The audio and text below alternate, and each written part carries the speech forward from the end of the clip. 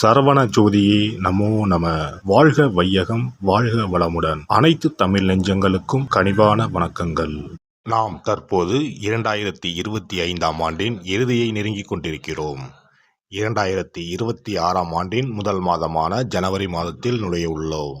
நிகழும் ஸ்ரீ மங்களகரமான விசுவாச ஆண்டு மார்கழி மாதம் 17ஆம் நாள் திரியோதசி திதியில் ரோகிணி நட்சத்திரத்தில் சுபம் நாமயோகத்தில் கௌளவம் கர்ணத்தில் சித்த யோகத்தில் வியாழக்கிழமை அன்று இந்த மகத்தான ஜனவரி மாதம் பிறக்கின்றது. இந்த மாதத்தில் பல கிரகங்கள் தங்களின் நிலைகளை மாற்ற உள்ளன. ஜோதிட சாஸ்திரப்படி ஜனவரி 1, 2026இல் கிரகங்களின் சிறப்பு சேர்க்கையால் உருவாகும் மிகப்பெரிய யோகமான சங்கோண யோகம் ஒரு சில ராசிக்காரர்களுக்கு மங்களகரமானதாகவும் அதிர்ஷ்டமானதாகவும் வாழ்வில் புதிய வெளிச்சம் தருவதாகவும் அமையும். ஜனவரி மாதம் 13ஆம் தேதி செல்வத்தின் அதிபதியான சுக்கிர பகவான் மகர ராசிக்கு செல்ல உள்ளார். ஜனவரி மாதம் 15ஆம் தேதி கிரகங்களின் தலைவனாக கருதப்படும் சூரிய பகவான் மகர ராசிக்குள் நுழைய உள்ளார். ஜனவரி மாதம் 16ஆம் தேதி கிரகங்களின் தளபதியான செவ்வாய் பகவான் மகர ராசியில் சஞ்சரிக்க உள்ளார். இம்மாதம் அதாவது ஜனவரி 17ஆம் தேதி புதன் பகவானும் ஜனவரி 18ஆம் தேதி சந்திர பகவானும் மகர ராசிக்கு செல்ல உள்ளனர். இவ்வாறு ஜனவரி மாதத்தில் கிரகங்கள் தங்களின் ராசியை மாற்றுவதால் அதன் தாக்கம் அனைத்து ராசிக்காரர்களின் வாழ்க்கையிலும் காணப்படும். குறிப்பாக சில ராசிக்காரர்களுக்கு அதிர்ஷ்டம் பிரகாசிக்கப் போகிறது. இதன் விளைவாக தொழில் மற்றும் வணிகத்தில் நல்ல முன்னேற்றம் ஏற்பட போகிறது. அதே சமயம் ஆரோக்கியமும் சிறப்பாக இருக்கப் போகிறது. மேலும் சில ராசிக்காரர்களுக்கு கண்டமும் காத்திருக்கிறது. உயிர் போகும் ஆபத்து கூட வரலாம். எச்சரிக்கையாக இருக்கவும். யமனே எதிரில் வந்தாலும் சிவனின் அருள் இருந்தால் எதிலும் வெற்றி பெறலாம். சிவ வழிபாடு கர்ம வினைகளை அளிக்கும். இந்த கிரகங்களின் பெயர்ச்சியால் இம்மாதம் உங்கள் வாழ்வில் நடக்க இருக்கும் சுப மற்றும் அசுப பலன்கள் என்ன என்பதனையும், அசுப பலன்கள் ஏற்படுமாயின் ராசிக்காரர்கள் செய்ய வேண்டிய பரிகாரம் என்ன, வழிபட வேண்டிய தெய்வம் யார் என்பதனை பற்றியும் விரிவாக காண்போம். பிறக்கப் போகும் இம்மாதத்தில் உங்கள் வாழ்வில் வளமும் நலமும் செல்வ செழிப்பும் பெற்று வாழ்வின் உயரிய நிலையை அடைய எல்லாம் வல்ல எம்பெருமானை வேண்டி விரும்பி கேட்டுக்கொள்கிறேன். பெரியவர்களுக்கு மதிப்பளித்து அவர்களின் ஆசிகளை பெற்று வாழ்வில் சாதனைகள் பல புரியும் சிம்ம ராசி அன்பர்களே, நீங்கள் உங்களை எதிர்ப்பவர்களை தக்க சமயத்தில் வெற்றி கொள்வீர்கள். இந்த மாதம் பணவரத்து அதிகரிக்கும். எதிர்பாராத நல்ல திருப்பங்களை ஏற்படுத்தும். மனதில் சந்தோஷம் உண்டாகும். எந்த பிரச்சனை வந்தாலும் சமாளித்து முன்னேறி செல்வீர்கள். தெளிவான முடிவுகள் எடுப்பதன் மூலம் இழுபறியான காரியங்கள் சாதகமாக நடந்து முடியும். தனஸ்தானத்தில் இருக்கும் குருவால் பொருளாதாரம் மேலோங்கும். மற்றவர்கள் பாராட்டக்கூடிய மிகப்பெரிய செயலை செய்து முடிப்பீர்கள். தொழில் வியாபாரம் சிறப்பாக நடைபெறும். பழைய பாக்கிகள் அனைத்தும் வசூலாகும். புதிய ஆர்டர்கள் கிடைக்கும். முக்கிய நபர்களின் ஆதரவை கிடைக்கப் பெறுவீர்கள். உத்தியோகத்தில் இருப்பவர்களின் பணம் சம்பாதிக்கும் திறமை அதிகரிக்கும். மேலதிகாரிகள் கொடுத்த வேலையை திறமையுடன் செய்து முடித்து பாராட்டுகளை பெறுவீர்கள். குடும்பத்தில் இருந்து வந்த கவலைகள் குறையும். கணவன் மனைவிக்கு இடையே மகிழ்ச்சி நிலவும். குழந்தைகளின் எதிர்காலம் பற்றிய சிந்தனைகள் மேலோங்கும். நண்பர்களால் தேவையான உதவிகள் கிடைக்கும். பெண்களை பொறுத்தவரை எந்த தடைகளையும் தாண்டி எடுத்த காரியத்தில் வெற்றி பெறுவீர்கள். மனதில் மகிழ்ச்சி உண்டாகும். கலைத்துறையினருக்கு எதிர்காலம் பற்றிய சிந்தனை மேலோங்கும். எல்லா காரியங்களும் நல்லபடியாக நடக்கும். எடுத்துக்கொண்ட வேலைகளில் இருந்த பிரச்சனைகள் தீரும். ஆராய்ந்து செய்யும் காரியங்கள் சாதகமான பலனை தரும். அரசியல் துறையினருக்கு ஆயுதங்கள் கையாளும் போதும் வாகனங்களை ஓட்டும் போதும் எச்சரிக்கை அவசியம். வீண் செலவுகள் ஏற்படும். அடுத்தவருக்கு எவ்வளவு நல்லது செய்தாலும் அது எடுபடாமல் போகலாம். மாணவர்களுக்கு கல்வியில் முன்னேற்றம் உண்டாகும். எதிர்ப்புகளை சாமர்த்தியமாக சமாளிப்பீர்கள். நட்சத்திர பலன்கள். மகம் நட்சத்திரம். இந்த மாதம் தொழில் வியாபாரம் மூலம் வரவேண்டிய லாபம் தாமதப்படும். எதிர்பார்த்த நிதியுதவி ஓரளவுக்கு கிடைக்கும்.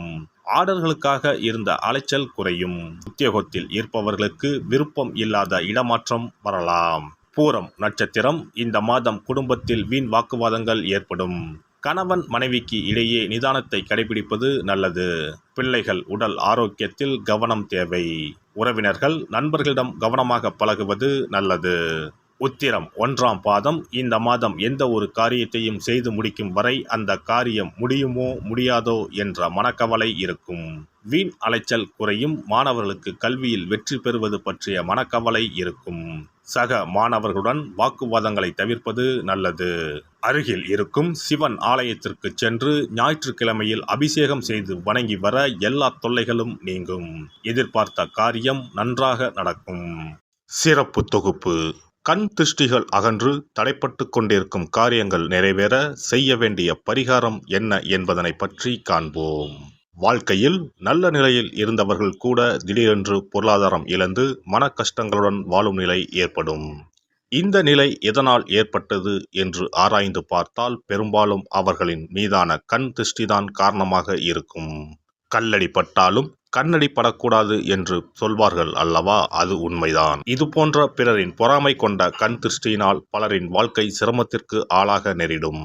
இது போன்ற கண் திருஷ்டிகளிலிருந்து எப்படி தப்பிப்பது? இருக்கவே இருக்கிறது எளிதாக கிடைக்கும் ஊமத்தஞ்செடி. தெய்வ சக்தி நிறைந்த செடியாக கருதப்படும் ஊமத்தஞ்செடியின் காய், பூ, இலைகள் என அனைத்தும் தீய சக்திகள் விரட்ட பரிகாரத்துக்கு பயன்படுகிறது. பொதுவாக ஊமத்தம் காய்க்கு கெடுதலை அகற்றக்கூடிய சக்தி உண்டு. நம் வீட்டில் உள்ள எதிர்மறை சக்தியை அகற்றுவதற்கு ஊமத்தங்காய் தீபம் சிறந்த பரிகாரமாகிறது. தெய்வீக மகத்துவம் நிறைந்த ஊமத்தங்காய் மற்றும் பூவையும் எடுத்துக்கொள்ளுங்கள். வீட்டுக்கு அருகில் இல்லை என்றால் நாட்டு மருந்து கடைகளில் கிடைக்கும். இந்த 2 பொருட்களையும் மஞ்சள் தண்ணீரை கொண்டு நன்றாக கழுவி விடுங்கள். சிறிது நேரம் அவற்றிலுள்ள ஈரம் போக ஆறவிட்டு பிறகு அவற்றை ஒரு மஞ்சள் துணியில் குலதெய்வத்தை வேண்டி ₹1 நாணயத்தோடு சேர்த்து முடிந்து வீட்டின் நிலைப்படியில் கட்டி தொங்க விடுங்கள். இந்த முடிச்சை வெள்ளிக்கிழமை அல்லது ஞாயிற்றுக்கிழமைகளில் தயார் செய்து வாசல் படியில் கட்டுவது சிறப்பு. தினமும் வீட்டில் தீபம் ஏற்றி காண்பிக்கும் போது இந்த முடிச்சுக்கும் காண்பிக்கவும். இதேபோல் ஊமத்தம் இலைகள் கிடைத்தால் அந்த இலைகளை சுத்தமான மஞ்சள் தண்ணீரில் கழுவிவிட்டு அவற்றை கொண்டு வீட்டில் இருக்கும் விநாயகருக்கு திங்கள் கிழமைகளில் தொடர்ந்து அர்ச்சனை செய்து வர வேண்டும். ஊமத்தம் பூவையும் விநாயகருக்கு சூட்டலாம். 3 வாரங்கள் தொடர்ந்து திங்கள் கிழமைகளில் விநாயகருக்கு ஊமத்தை இலையால் அர்ச்சனை செய்து ஊமத்தம் பூவை சூட்டி வழிபட்டால் வீட்டில் உள்ள கெட்ட சக்தி நடமாட்டம் மற்றும் கண் திருஷ்டிகள் தீரும். ஊமத்தம் செடியும் சிவபெருமானுக்கு உகந்த இலை ஆகும்.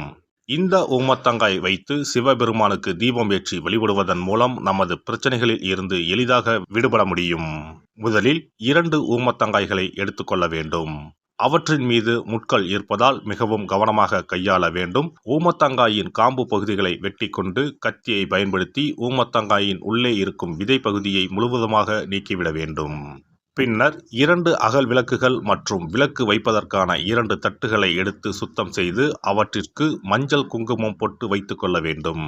பின்னர் 2 தட்டின் மீதும் ஒவ்வொரு அகல் விளக்கை வைத்துக் கொள்ள வேண்டும். அதன் பிறகு எப்போதும் பூஜை செய்வதற்கு வைப்பது போன்ற வெத்தலைப்பாக்கு, பழம் போன்றவற்றை வைத்துவிட்டு 2 விளக்குகளையும் ஏற்றி சிவபெருமானை மனதார வேண்டிக் கொள்ள வேண்டும். எனக்கு இருக்கும் பிரச்சனைகள் அனைத்தும் தீர்ந்து இன்பமான வாழ்க்கை கிடைக்க வேண்டும் என வேண்டிக் கொள்ள வேண்டும். இந்த பூஜையை வெள்ளிக்கிழமை அன்று தொடங்கினால் தொடர்ந்து 9 வெள்ளிக்கிழமைகள் செய்ய வேண்டும்.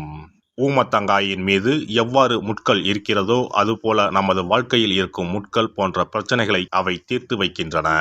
இந்த பூஜையை நாம் தொடர்ந்து செய்து வருவதால் நம் மீது இருக்கும் கண் திருஷ்டிகள் அகன்றுவிடும். தீராத துயரங்கள் தீர்ந்துவிடும். பணம், நகை நம்மிடம் பெருகி வரும்.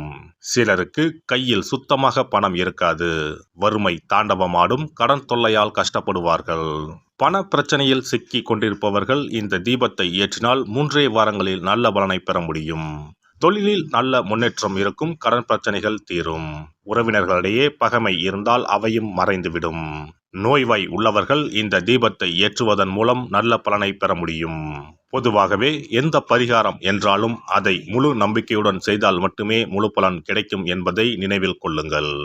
எல்லாம் வல்ல இறையருளால் நீங்களும் உங்கள் அன்பு குடும்பமும் உடல் நலம், நீலாயுள், நிறை செல்வம், உயர் புகழ், மெய்ஞானம் ஓங்கி வாழ்க வளமுடன். இந்த வீடியோ பதிவு உங்களுக்கு பிடித்திருந்தால் லைக் பண்ணுங்க, கமெண்ட் பண்ணுங்க, ஷேர் பண்ணுங்க, மறக்காம சப்ஸ்கிரைப் பண்ணுங்க, பக்கத்துல இருக்கிற பெல் பட்டனை கிளிக் பண்ணுங்க. நன்றி, வணக்கம். ஓம் நமச்சிவாய. சிவாய நம.